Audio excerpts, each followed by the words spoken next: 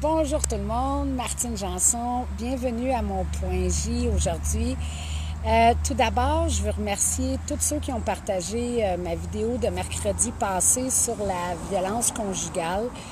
On est rendu à 5000 vues pour un live, c'est vraiment beaucoup. J'aimerais ça que ça continue à augmenter. Pour ceux qui n'ont pas vu la vidéo de mercredi passé sur la violence que subit Jessica Desjardins, je vous demande d'aller la voir. C'était mercredi passé et je vous demande surtout de la partager parce que vous allez voir le cas de Jessica Desjardins et par la suite, il y a eu une deuxième victime. Pour ce qui a fait à Jessica Desjardins, il y a eu 13 mois de prison, 13 mois pour des actes de barbarie, pour l'avoir torturée, puis il y a eu une deuxième victime qui est encore mal à manger, qui va avoir des séquelles physiques. Cet homme-là doit repasser à la cour au mois de septembre. Fait que j'aimerais ça que tout le monde se tienne, que tout le monde partage ma vidéo de mercredi passé sur la violence conjugale, le cas de Jessica Desjardins, parce que j'ai l'intention d'amener ça dans les journaux, d'amener ça à la télévision, essayer de rejoindre Denis Lévesque. Je veux que ça soit partagé pour que toutes ces choses-là arrêtent.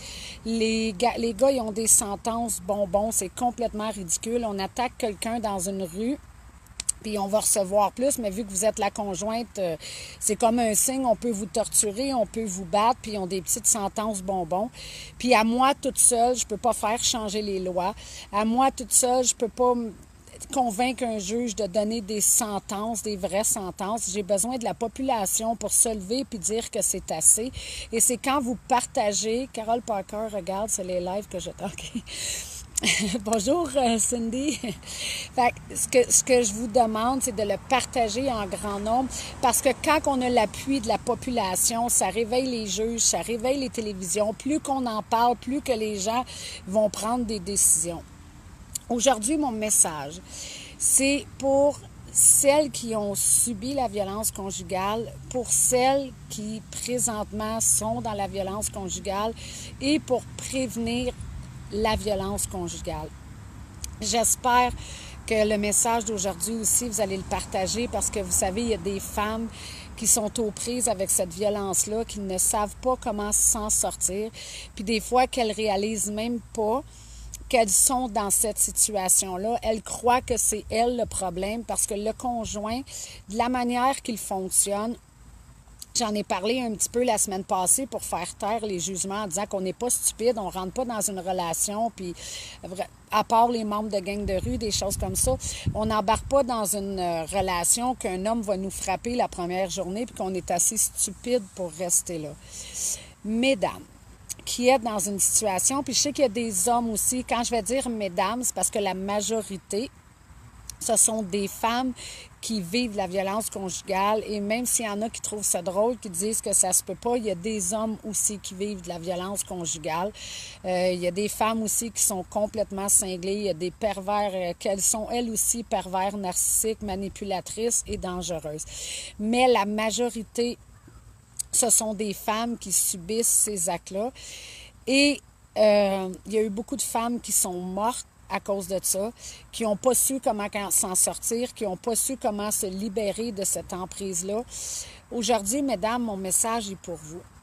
Je veux que tout d'abord que vous compreniez que dans une relation saine, on ne reçoit pas des insultes. Des fois, les gens me disent comment on fait pour reconnaître une relation de violence. Tu sais, si vous passez dans la rue puis quelqu'un vous traite de salope ou vous traite de mots vulgaires, vous allez dire, voyons, il est bien débile ou il est bien... Mais quand c'est votre propre conjoint qui commence à vous donner des insultes, dans une relation de couple, on peut être en désaccord.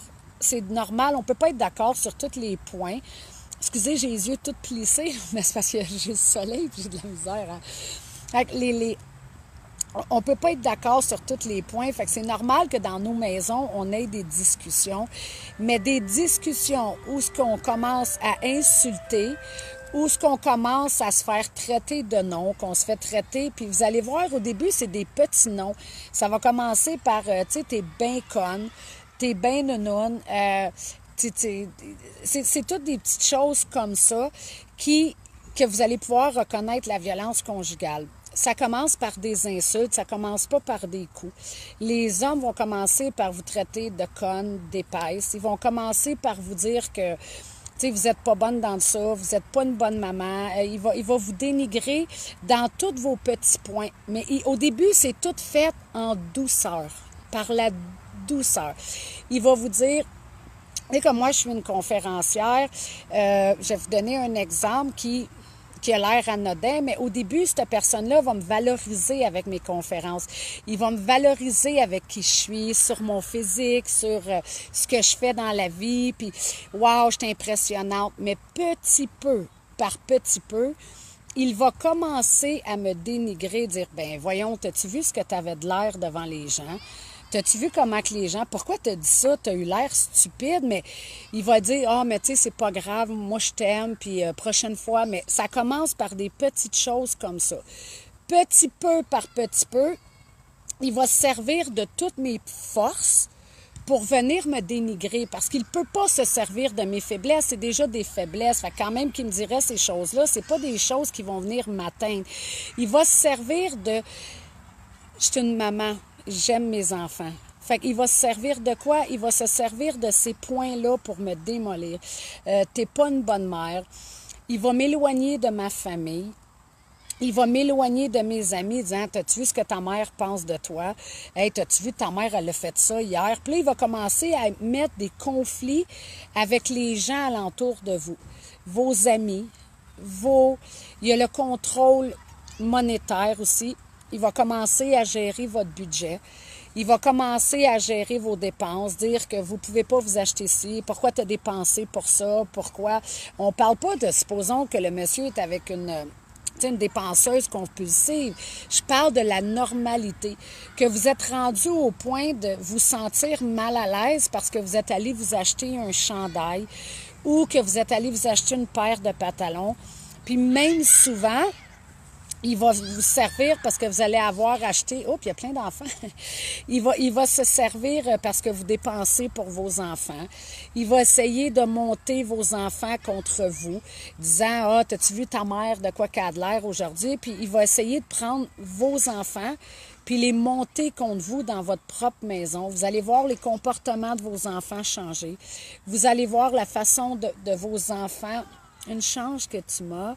As-tu vu d'où je t'ai sorti? Ah oui, celle-là aussi, on l'entend souvent. Mais ça, c'est un petit peu plus tard.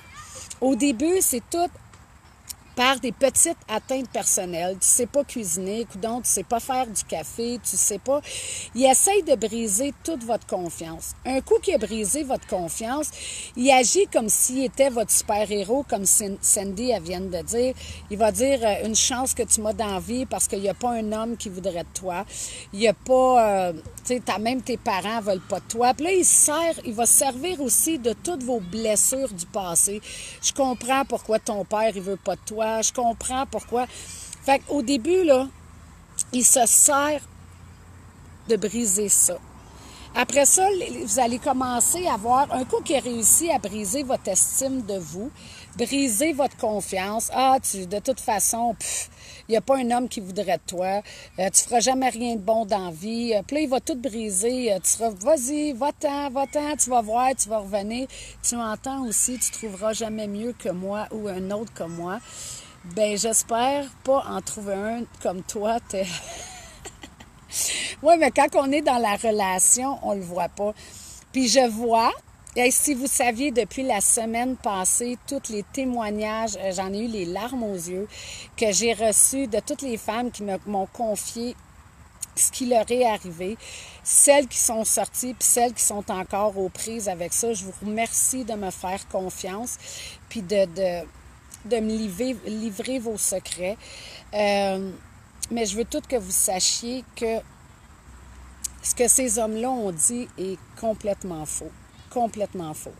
Ils nous brisent de tous les côtés, puis la raison pourquoi ils font ça, c'est un besoin de pouvoir sur nous.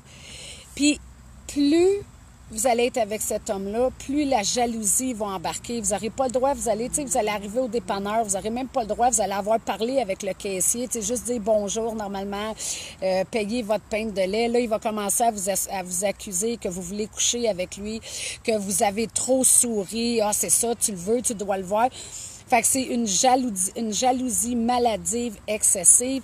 Ce qu'il veut, c'est vous avoir complètement à lui. Puis vous mettre dans la maison, plus d'amis, plus de famille, plus de monter vos enfants contre vous. Mais ce n'est que le début. Après ça, il est encore assoiffé. C'est pas assez parce qu'il y a le contrôle sur vous. Puis eux autres, ils ont besoin de plus. Ils veulent vous voir soumise, complètement soumise. Puis la violence va commencer. Tu sais, les claquages de porte, oui, il y en a qui vont dire que c'est anodin, les raccrochages de ligne au nez, les insultes, mais quand vous commencez à mettre tout ça ensemble, que dans votre maison, ça commence à crier, vous n'avez plus le droit de sortir, vous n'avez plus le droit d'amis, il commence les claquages de porte, je vous le dis, le signe d'alarme est sonné, est déjà sonné, parce qu'après, ça va être des trous dans les murs, ça va être mais après les trous dans les murs, vous êtes les prochains à recevoir les coups. Puis, sa façon de fonctionner, c'est qu'il va vous frapper, puis après ça, il va revenir s'excuser, pleurer. Alors, je vous dis, toutes les tactiques sont là. Il y a la colère. Après ça, il y a « je peux pas vivre sans toi ». Il y en a même qui vont vous menacer de se suicider. Il y en a même qui vont dire toutes les tactiques qui vont les faire jusqu'à temps que vous pogniez dans la tactique qu'il va avoir choisie. Il va vous dire « pardon, je m'excuse ». Puis là, il pleure aux grosses larmes. Là. Puis nous, on est des sauveuses de nature. Ces gars-là, ils savent comment. Puis ayant brisé notre estime, mais on se rabaisse à eux. On se rabaisse à ce qu'ils disent. Puis on est rendu à croire que ce qu'ils disent de nous est vrai. Parce qu'on n'a plus personne pour nous valoriser. Notre subconscient, là, quand il enregistre quelque chose, puis qu'il l'enregistre, si on n'a pas quelque chose pour enlever toutes ces méchancetés-là, on finit par croire. Tu sais, comme moi, il m'avait pitché la tasse de café, tu sais, en plein visage. Ça a commencé par des choses comme ça. Mais il disait, coudonc, tu sais pas. Mais j'étais rendue à croire que c'était de ma faute. Puis je disais, si j'aurais pas servi le café tiède, il n'aurait pas été fâché. Fait que j'étais rendue à moi, tu sais, tu fais le café puis tu es toute nerveuse puis tu dis, tu sais, je veux pas qu'il soit fâché, ou tu demandes aux enfants, OK, faites pas de bruit, parlez pas trop fort, puis vous avez peur de tout, puis de cuisiner parce que ça se peut qu'il aime pas ça, puis là, s'il aime pas ça, il va être en colère. Il arrive de travailler, vos enfants n'ont pas le droit de parler, n'ont pas le droit de bouger parce que, voyons donc, on a des enfants, mais vous les retirez, vous les envoyez aller dans la chambre parce que il est fatigué, il a eu une grosse journée, il n'est pas de bonne humeur, mais de toute façon, il n'est jamais de bonne humeur. Vous avez peur que vos enfants parlent ou crient, parce que des enfants, souvent, ça joue, ça crie, c'est normal. Vous avez peur, vous êtes dans votre maison, puis vous commencez à avoir peur des réactions de votre conjoint. Si vous avez peur des réactions de votre conjoint, c'est un autre signe d'alarme.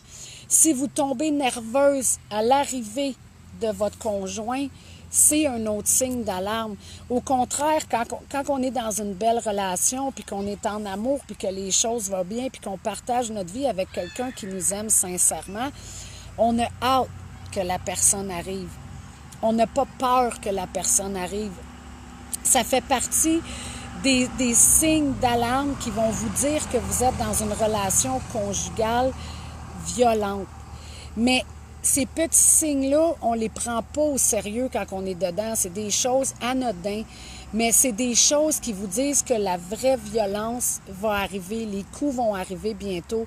Pensez pas, puis tu sais, un moment donné, il vous donne une claque, il vient vous voir, puis il dit « je m'excuse », mais là, il va vous dire « tu m'as mis hors de moi, puis tu sais qu'avec mon passé, il faut pas que tu me parles comme ça, puis t'aurais pas... » Puis là, il va vous faire sentir coupable, même du coup que lui vous a donné.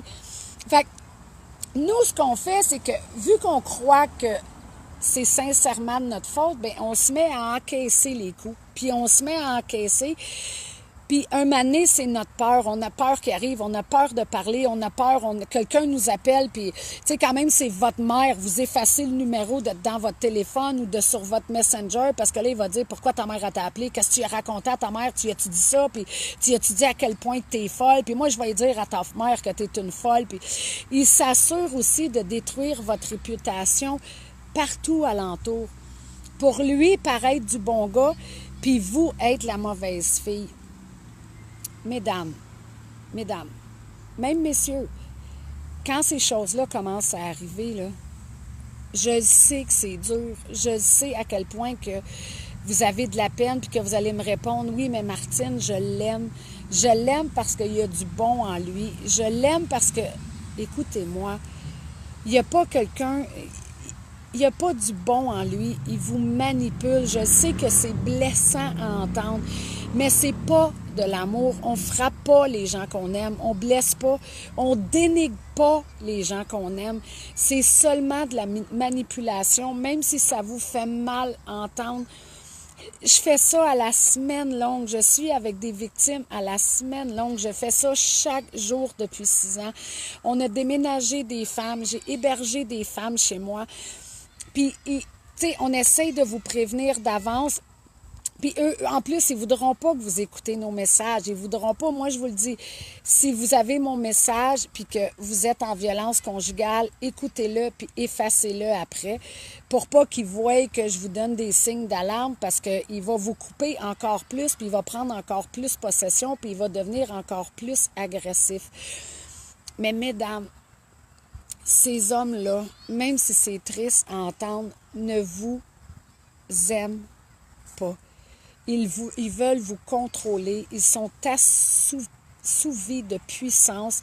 Tout ce qu'ils veulent, c'est vous écraser parce que plus qu'ils vont vous écraser, plus qu'ils se sentent à la hauteur, plus qu'ils se sentent valorisés. Puis la violence n'ira jamais, mais jamais en diminuant. Elle va toujours augmenter. Puis il n'y en a pas un qui est différent de l'autre. Tu sais, quand on travaille avec les femmes, ils nous racontent, puis nous, on sait tous les comportements. On peut même dire, regarde bien, là, il va te texter, il va te dire ça. Puis ils sont là, ben voyons donc comment ça que tu le sais. Parce que c'est, même si l'histoire semble différente, on a toute la même histoire. Ils ont toute la même façon de fonctionner. Ils ont toutes. Puis là, je ris. Puis là, je dis, regarde, réponds pas. Puis là, regarde bien le prochain message. Puis là, le prochain message, il rentre. Puis là, ça finit avec ma crise de vache, ma crise de ci, mais que je te ramasse. Attends, mais que j'arrive à la maison. Je vais te trouver où ce que t'es. Puis après ça, il revient en pleurant, dire, parce que là, ça n'a pas marché, supposons qu'elle n'a pas encore réagi. Il va revenir, puis là, il va revenir, oui, mais je t'aime, puis tu sais que je peux pas vivre sans toi. Puis là, la colère, elle rembarque, puis ils font toutes les émotions, mais c'est pas des émotions, c'est de la manipulation pour vous contrôler. Vous devez sortir de ces maisons-là avant qu'il soit trop tard. Mesdames, vous n'êtes pas ce que cet homme-là dit de vous. Non, vous n'êtes pas des connes, vous n'êtes pas des épaisses, vous n'êtes pas des bonnes à rien, vous êtes des battantes, vous êtes des femmes solides, vous êtes des femmes, oui, vous êtes dans des blessures, vous êtes dans des... Tu sais, des fois, je sais, les gens vont dire, ouais, mais ben conne, vous n'êtes pas conne de rester là. Vous êtes dans des blessures, puis cet homme-là joue avec vos blessures pour vous contrôler. Vous devez sortir de ces maisons-là. Puis tu sais, quand il vous dit c'est pas vrai, quand il vous dit il n'y a pas un homme qui va vouloir de toi, tu ne rencontreras pas personne d'autre dans ta vie, tu ne seras pas capable de payer ton loyer, tu ne seras pas capable de faire ci. Puis là, il vous dit t'es rien sans moi, t'es rien. Savez-vous quoi? Non. Au contraire, vous êtes toutes. Quand il va sortir, quand vous allez sortir de votre vie, là, on est belle, lâchez pas les girls, on est toutes au contraire. On est des femmes fortes, on est des fonceuses, on est des battantes, on est des femmes, des sauveuses, on est toujours après aider les gens, on aime la vie, on aime, puis c'est tout ça qui est essayé de briser en nous, notre vraie personne. Mais cette vraie personne-là est encore là, vous êtes là. Mesdames, vous êtes encore en vie. Attendez pas qu'il soit trop tard. Arrêtez de penser que ça arrive juste aux autres. un mauvais coup, une colère trop grande un soir qui pourrait être en consommation puis que c'est limite. Je vous ai mis un cas grave la semaine passée, puis pourtant, elle a été avec lui pendant 13 ans de temps. Moi, je me suis fait ramasser par les membres de gang de rue. Ça, c'est un autre parce que ça, c'est visible. Je pensais qu'il étudiait en médecine. Un coup qu'ils m'ont pris, on m'a envoyé dans ses nus. Je suis tombée enceinte. J'ai refusé de me faire avorter. J'ai eu le droit d'un viol collectif. On m'a laissé là pour morte. J'étais complètement démolie.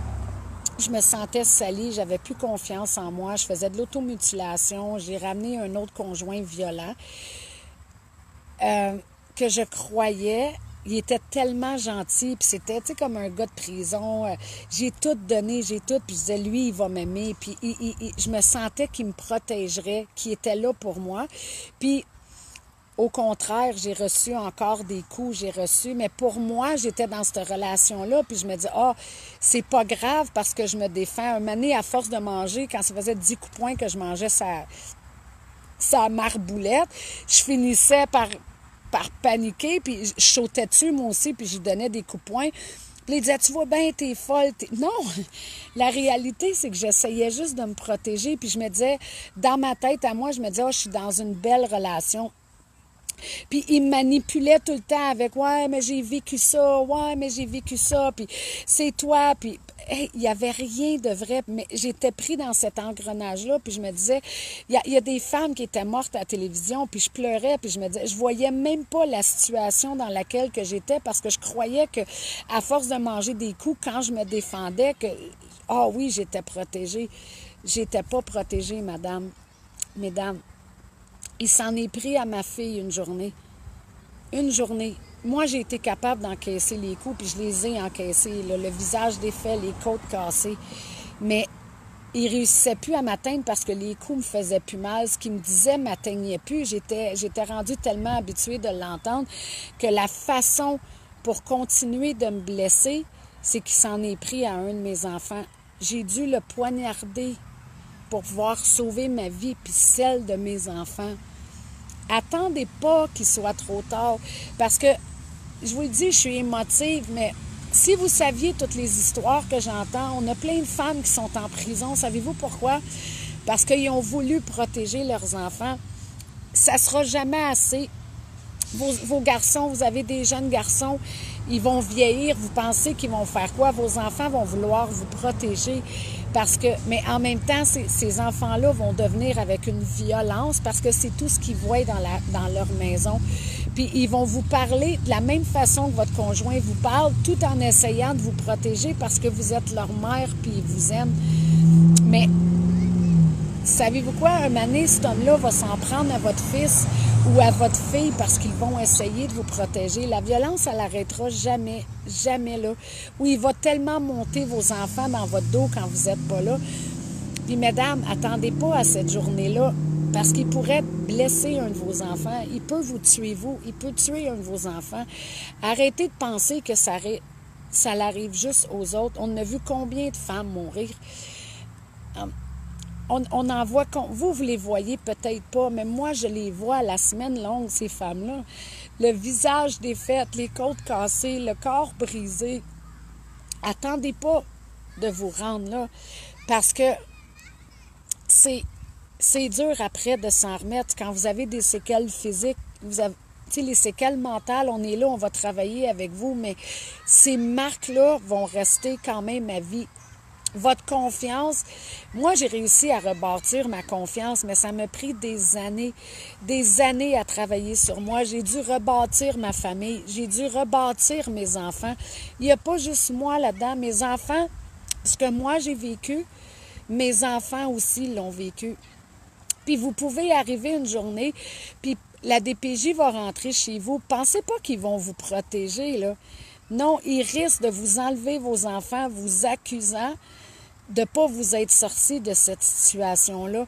Fait que tout votre monde va s'écrouler. Il faut que vous compreniez, même si c'est dur de partir, l'amour, mesdames, là, vous êtes en amour avec l'idée de l'amour parce qu'on vous a brisé. Mais l'amour, c'est pas ça. Un homme qui vous aime là, va prendre soin de vous. Un homme qui vous aime va vous valoriser. Un homme qui vous aime va vous apporter de la douceur, va vous aider à devenir plus grande, à vous élever. Il va vous élever en tant que femme. Votre monde va s'écrouler, puis rien en vous va s'écrouler parce qu'il va toujours vous trouver belle. Il va toujours vous aimer. Il va toujours vous valoriser, même dans les situations les plus dures. Même si vous croyez être en échec, l'homme qui vous aime va vous supporter là-dedans en tant que personne, en tant que femme. Il ne va pas vous dénigrer, dire hey, « t'es une bonne à rien, t'as perdu ci ou t'as pas fait ça ou t'as pas... » Non, il va vous remplir d'amour. Puis, moi non plus, je croyais plus que c'était possible. J'ai dansé nue. Je m'étais faite violer. Moi aussi, j'ai sincèrement cru que plus un homme voudrait que moi, que j'étais une vidange, que j'étais pas bonne, que j'étais... Pourquoi vous pensez que j'ai ramené un autre conjoint violent? Parce qu'il est venu confirmer ce que le premier disait de moi. Fait que j'ai été un autre 10 ans à entendre ça, puis à entendre ça. Puis quand je suis partie de cette relation-là, j'étais même rendue suicidaire parce que je disais, ma vie est finie. Il n'y a plus un homme qui va vouloir de moi. Je suis une bonne à rien. J'avais honte face à mes enfants. J'osais même plus les regarder parce que je me disais, ils ont subi tout ça à cause de moi. Mais savez-vous quoi? Je suis full heureuse aujourd'hui. Je suis full heureuse. Je suis entourée de tellement de bonnes personnes. Je vis l'amour. Je suis aimée et je suis aimée pour qui je suis. Avec, tu sais, j'avais les cheveux longs, je les ai faits. Ils sont rendus courts. Puis j'avais même pas peur de ce que mon conjoint dirait, à savoir s'il va aimer ça ou s'il va pas aimer ça. J'ai pas peur de choisir mes vêtements aujourd'hui. Je suis bien dans ce que je fais. J'ai plus peur de manquer les choses parce que quoi que je fasse, il est toujours fier de ce que je fais. Puis c'est pas parce que je suis meilleure que vous. Oh, pas du tout. Je suis une simple femme comme chacune de vous. Je suis simple. J'ai juste changé et j'ai sorti de ma vie la personne qui me détruisait. J'ai lu beaucoup de livres.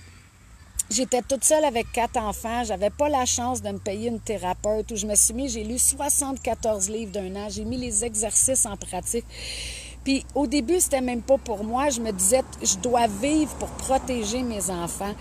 Mais c'est ce qui m'a sauvé la vie de vouloir vivre pour protéger mes enfants parce que ces livres-là m'ont amené à voir des choses sur moi, à voir des qualités, à me rebâtir en tant que femme. Puis aujourd'hui, j'accepte plus qu'on me dénigre, j'accepte plus la méchanceté, j'accepte plus ces choses-là. Puis vous avez le droit à ce bonheur-là. Chacune de vous, messieurs aussi, chacune de vous a le droit d'être aimée. Chacune de vous a le droit d'être en sécurité dans sa propre maison. Chacune de vous a le droit de se sentir libre, d'être aimée, d'être valorisée. Vous avez le droit d'exister, mesdames. Mais tant et aussi longtemps que vous allez être avec ce conjoint-là, jamais vous allez exister. Jamais vous allez exister. Vous allez être en destruction totale à tous les jours. Puis, il faut que vous quittez ces maisons-là. Je sais que c'est dur, je sais. De femmes. Moi, je suis là, je vous le dis, dans les derniers jours, là, j'ai reçu des messages d'appels à l'aide. On est là pour vous aider. Pensez pas qu'on va juste vous sortir de ces maisons-là puis qu'on va vous abandonner après. On va être là pour vous supporter. On va être là pour vous aimer, puis on va vous aider à vous rebâtir en tant que femme.